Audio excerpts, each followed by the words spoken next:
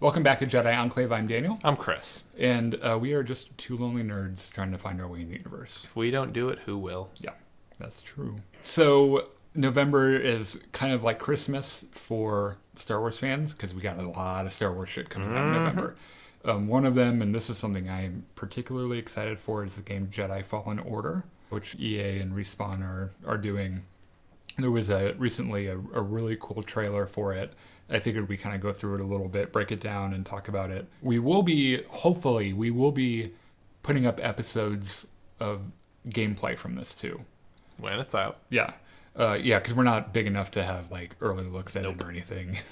The story follows Cal Kestis, who's played by Cameron Monaghan from Shameless. He's also Joker from Gotham, who is an ex-Jedi Padawan who is working for the Empire as a war reconstruction salvage person. Hang on a second. He played Joker and now he's playing a Jedi? Yeah. It's kind of reverse of Mark Hamill playing a Jedi and then the Yeah, Joker. I hadn't thought about that. That is really cool. Anyway, sorry to interrupt. Yeah.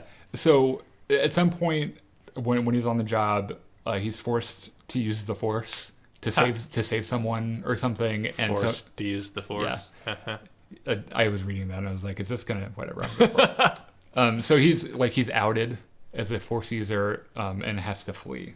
At some point, he meets up with Saw Gerrera and those guys from Clone Wars and meets a former Jedi called Siri, I think her name is, played by Deborah Wilson. And they have shenanigans. Them and his BD-1 buddy droid have shenanigans. And the new trailer, you kind of find out that he's hunting something that is, quote, very precious to the Empire. And a couple of really neat reveals, which is the second sister and the ninth sister, which are both, I think the first appearance of these are in the Vader comics. They are part of his Inquisitor squad or whatever that the Palpatine kind of puts together and makes Vader in charge of.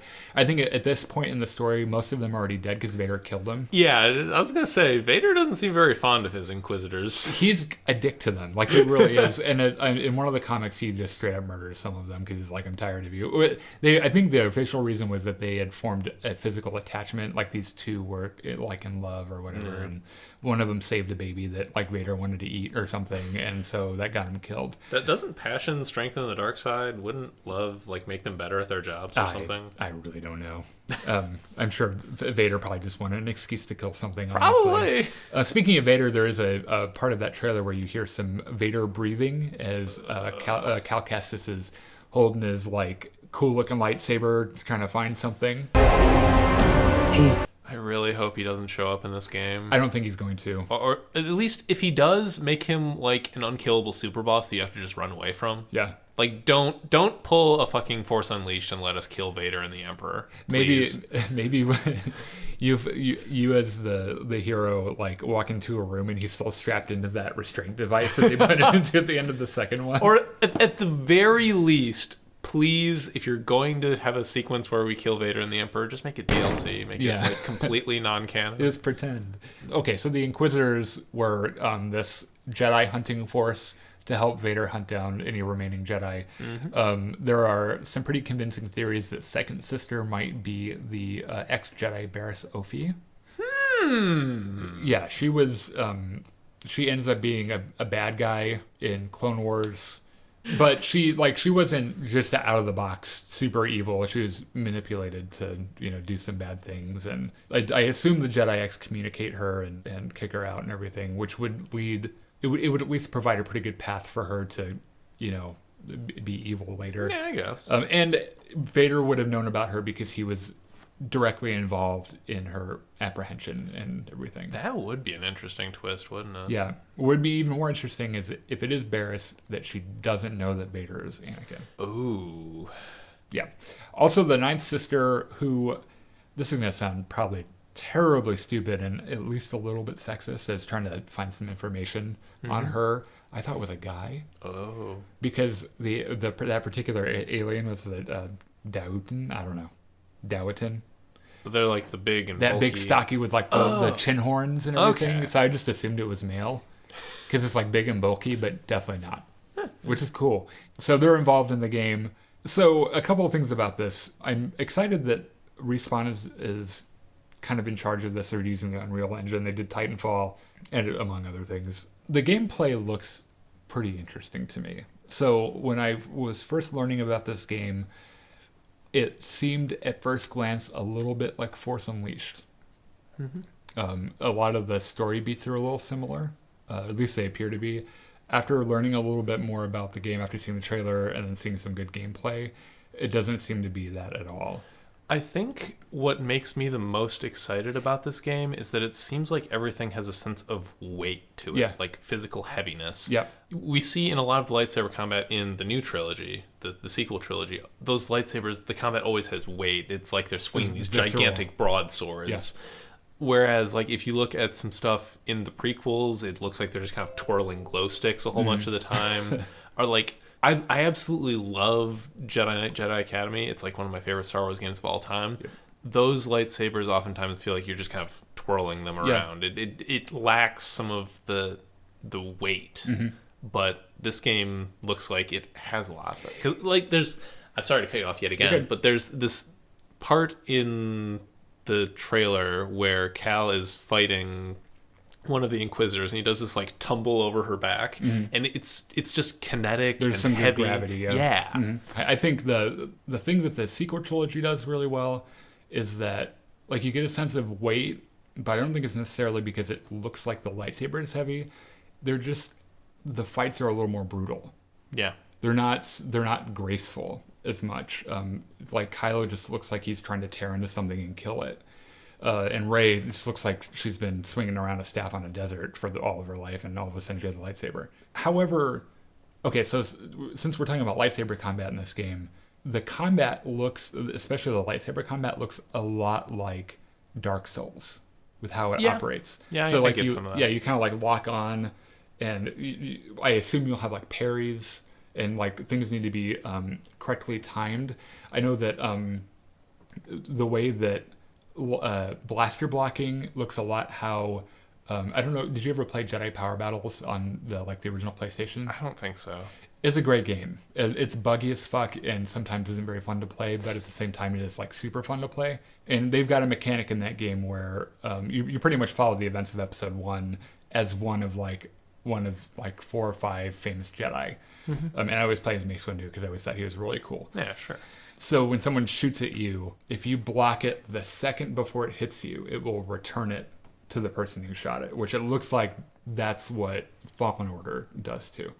That the timing has to be correct for you to block that back at the person who fired it.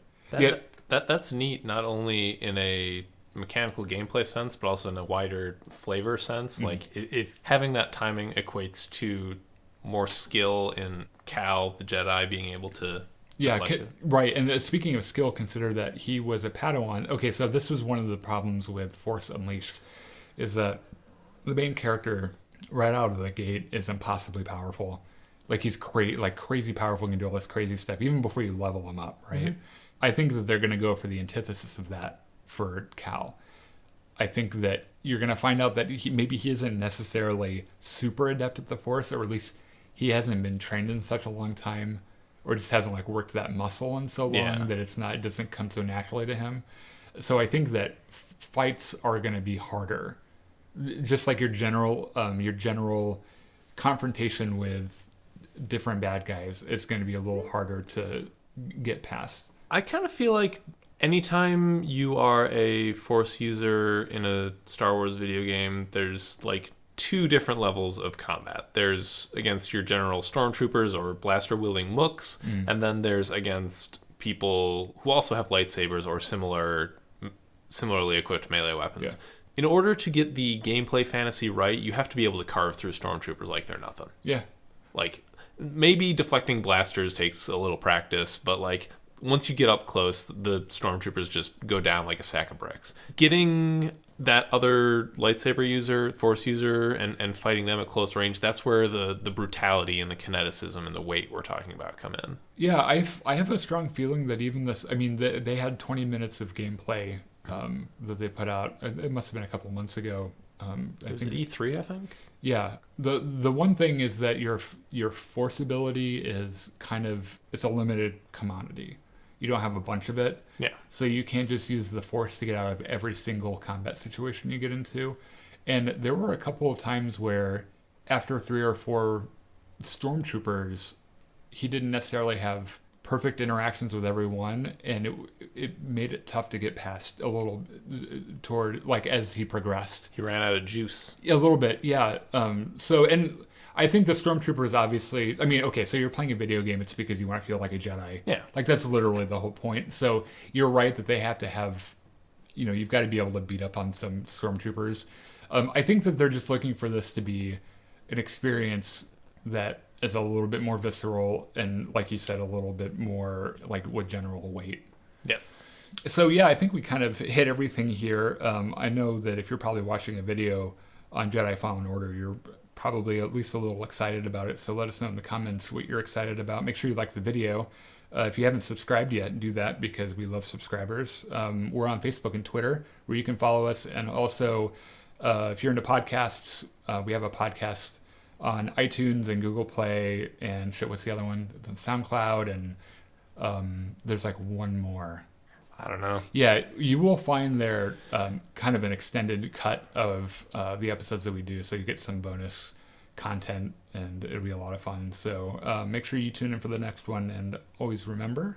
The ability to speak does not make you intelligent. Now get out of here.